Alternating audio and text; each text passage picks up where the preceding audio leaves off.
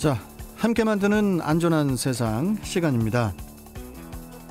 전국의 만 65세 이상 고령 택시 및 화물차 운전자에 대한 자격 유지 요건이 강화된다고 합니다. 택시, 버스, 또 화물차 등 사업용 자동차 운수 종사자의 고령화가 가속화하면서 교통안전에 대한 우려가 점차 커지고 있는 그런 상황이기 때문인데요. 자, 관련해서 대림대 미래자동차학부 김필수 교수 연결해서 자세한 이야기 나눠보겠습니다. 자, 김필수 교수님 나오 계시죠? 네, 안녕하세요. 네. 자, 네. 국토교통부가 최근에 만 65세 이상 고령 택시 및 화물차 운전자에 대한 의료 적성검사 관리 규정 개정을 본격 추진 중이라고 하는데, 네. 우리나라 운수 종사자 중에 65세 이상 고령자가 차지하는 비율이 어느 정도인가요? 상당히 많이 올라갔다고 보고 있습니다. 매년 이게 증가를 하고 있거든요. 네. 지금 말씀하신 대로 고령 운전자에 대한 부분들 65세 이상이 상당히 많이 증가를 했는데, 일단 전체적으로 이 65세 이상의 이 운전면허 소지자 자체도 증가를 하고 있습니다. 그게 2016년에 8%에서 이 작년 2020년에 11%로 좀 올라갔거든요. 그러니까 65세 이상의 운수업 종사자도 비슷하게 올라가고 있습니다. 2016년에 한 7.6%였으니까 65세 운전면허 소지자하고 비슷하게 올라가고 있고, 작년에 10%까지 올라갔으니까 10명 중에 1명 정도는 65세 이상의 운수업 종사자가 65세가 이상이 10% 정도다라고 보시면 될 것 같은데, 이 비율이 조금씩 올라간다고 보시면 될 것 같습니다. 갈수록 이 고령화가 급속도로 이제 진행이 되고 있다는 그런 말씀으로 들리는데, 네. 이 고령의 이 교통사고 발생률 어느 정도로 나타나고 있나요?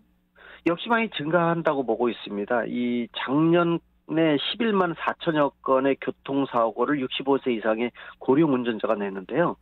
이게 전체 교통사고의 10.5%입니다. 10.5%인데 예년하고 비교해 보면은 매년 이것도 이 증가를 하고 있는데, 2016년 대비해서 작년 2020년 5년 만에 2.4% 정도가 증가를 했습니다. 2016년에는 8.1%였거든요. 그러니까 역시 이 비율도 10건 중에서 1건 정도씩 올라간다 이렇게 보시는데, 문제는 지금 매년 전체 교통사고 건수가 OECD 국가 중에서 아직은 낮지만은 점차 줄어드는 추세거든요. 그러니까 교통사고 건수는 줄어드는 데 비해서 65세 이상 고령 운전자가 낸 교통사고는 도리어 올라가고 있으니까, 그냥 단순하게 올라가는 게 아니라 전체적으로 주는데 올라가니까 그 비율이 점차 증가한다는 것을 알 수가 있습니다.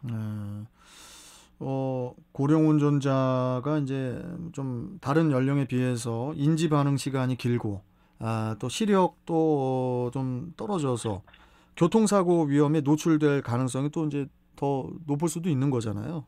이게 맞습니다. 어떤 사고들이 주로 발생할 수 있나요? 역시 이제 기기 조작이나 판단 능력이 떨어지는 게 가장 큰 문제점이라고 볼 수가 있습니다.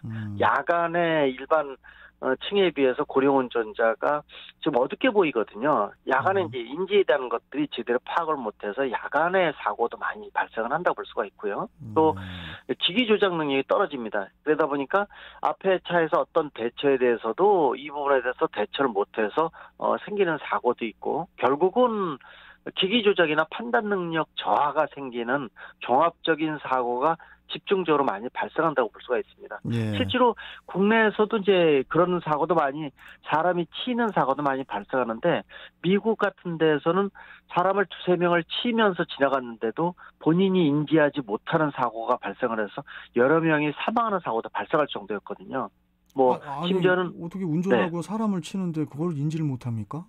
그게 굉장히 틀리다는 겁니다. 그래서 일반적으로 이 베테랑 운전자들 30년, 40년, 특히 이제 이러한 연세가 65세가 정도 되면 괜찮아요. 65세가 원래 고령자의 시작점이 있지 않습니까? 근데 요새는 예전하고 틀려서 젊은 층 몸이 건강하고요. 체격도 좋고 건강하고 영양분도 공급이 좋다 보니까, 그렇죠. 그리고 운동 같은 걸 많이 하다 보니까 65세는 사실 고령자라고 시작이 된다 하더라도 젊은 층에 속한다고 볼 정도로 굉장히 심신이 좋습니다. 맞아요. 근데 75세 이상부터 급격하게 많이 떨어지거든요. 75세. 그러다 보니까 정부에서도 이 고령자의 기준을 사실 65세로 따지기보다도 그러니까요. 이 교통사고가 75세 이상이 집중적으로 발생하기 때문에 75세 이상을 좀 많이 이 고민을 하고 있다는 건데, 그래서 75세 이상이 되면은 각종 사고 발생 원인 또 기기 조작이나 판단 능력이 떨어지면서 발생하는 사고가 집중적으로 많이 늘어나기 때문에 75세 이상을 초점을 맞춘다고 보시면 더 좋을 것 같습니다. 그러니까 지금 이 방송을 듣고 있는 65세 이상인 우리 형님들은 아니 내가 어떻게 해서 고령자야. 아니 나 지금 되게 건강한데 이렇게 생각하시는 분들도 많거든요. 맞습니다. 그러다 보니까 75세 이상의 운전자에 대한 운전면허 갱신 제도나 어떤 제도권에 대한 시스템 이런 부분들 정부나 지자체에서 집중적으로 해주고 있고요. 특히 연세가 많이 드신 분들 같은 경우에는 지자체에서 운전면허 자진 반납 제도도 운행 중에 있습니다. 이게 이제 한 6년 전에 이제 부산시부터 시작을 했는데 인센티브를 주면서 면허 자진 반납 제도를 운영 중인데, 왜냐하면은 이게 이 고령 운전자분들 중에서는 20대부터 운전을 해서 운전 그렇죠. 경력으로 따지면 굉장히 긴데 자신도 모르게 기기 조작이나 판단 능력이 떨어지거든요. 그래서 본인이 그걸 인지하면 좋은데 인지하지 못하는 경우에는 가족이 그런 것들을 좀 지적을 해서 반납 제도를 운영한다든지 등등 테스트를 통해서 본인이 젊을 때에 비해서 얼마큼 떨어졌다는 것을 인지하지 못하고 운전하는 경우도 굉장히 많다는 거기 때문에, 그러다 보니까 제도적으로 강화를 한다고 볼 수가 있습니다. 그래서 이제 현재 기준으로 만 65세 이상 택시 및 화물차 운전자 같은 경우에는 운전 자격 유지를 위해서 이제 그 의료 적성 검사를 정기적으로 받아야 한다고 알고 있거든요. 맞습니다. 구체적으로 어떤 검사들을 받게 되는 거죠? 실질적으로 65세 이상 그 택시는 빠졌고요. 지금 일반 그 승객용 운수업 같은 거 버스라든지 전세버스 또 이제 고속버스나 이런 것들이 다 해당이 됩니다. 이러한 버스 이 운수 사업 종사자에 대한 기준을 자격 유지 검사라고 해서 7가지 이상을 좀 만들었습니다. 이게 이제 어떤 검사냐면은 실제로 운전할 때 필요한 검사라고 보시면 좋을 것 같아요. 예를 들어서 운전하다 보면은 바닥에 신호등 같은 것들도 제대로 인지를 해줘야 되고, 신호등 검사, 또 화살표에 대한 것들, 또 신호등에 대한 검사들, 또 시야 각도가 좀 좁아지는 게 고령 운전자의 특징이거든요. 시야각 같은 걸 붙는 거. 그런 7가지 검사를 해서 2가지가 예를 들어서 불합격이 나오게 되면 자격 유지를 박탈하는 7개 중에서 5개를 통과를 해야 되는 거죠, 이상을요. 그래서 그런 부분들을 일단 그 여객 운수 쪽에 적용을 해서 그 부분에 대한 것들을 집중적으로 걸러낸다, 이렇게 보시면 될 것 같고요.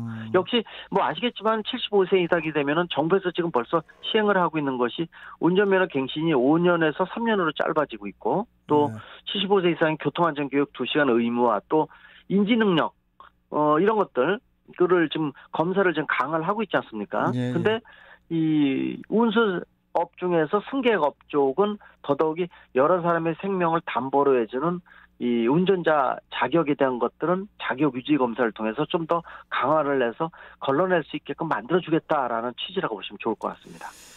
근데 이렇게 만 65세 이상 고령 택시 그리고 이제 화물차 운전자에 대한 이 자격 유지 기준을 강화한다는 그런 국토부의 결정에 대해서 또 찬반 논란이 일고 있거든요.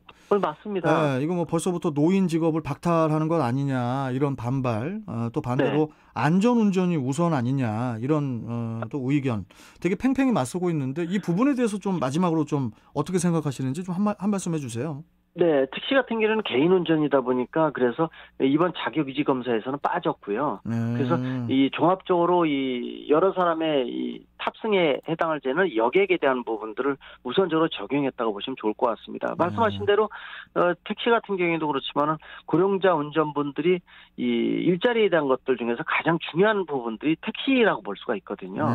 그래서 도리어 일자리에 대한 것들이 요새 어려워지고 있는 판에 특히 고령자들 같은 경우에는 더더욱 취업에 대한 기회가 박탈될 수 있다는 부분들이 있기 때문에 이런 제도에 대한 것들을 강제적으로 하게 되면 형평성에 대한 것들도 얘기가 많이 나오고 있습니다. 과도한 행정 조치라는 거죠. 그러다 보니까 이 에이다스 같은 첨단 이 운전자 보조 시스템 같은 것들을 좀 장착을 한다든지 해서 이런 고령 운전자의 문제점을 좀 해소한다든지 다양한 방법이 나오고 있는데, 이런 첨단 운전자 보조 시스템 같은 건 일본 같은 경우에는 집중적으로 설치를 해서 상당히 좀 효과를 보고 있거든요. 국내에서도 이렇게 제도적인 부분들도 중요하지만은 형평성에 대한 것들, 일자리에 대한 것들도 있기 때문에 첨단 시스템을 이용한 부분이라든지 좀 다양한 방법이 도입돼야 된다고 말씀드릴 수가 있습니다. 알겠습니다.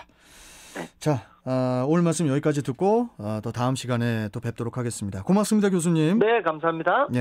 자, 대림대 미래자동차학부 김필수 교수와 함께 했습니다.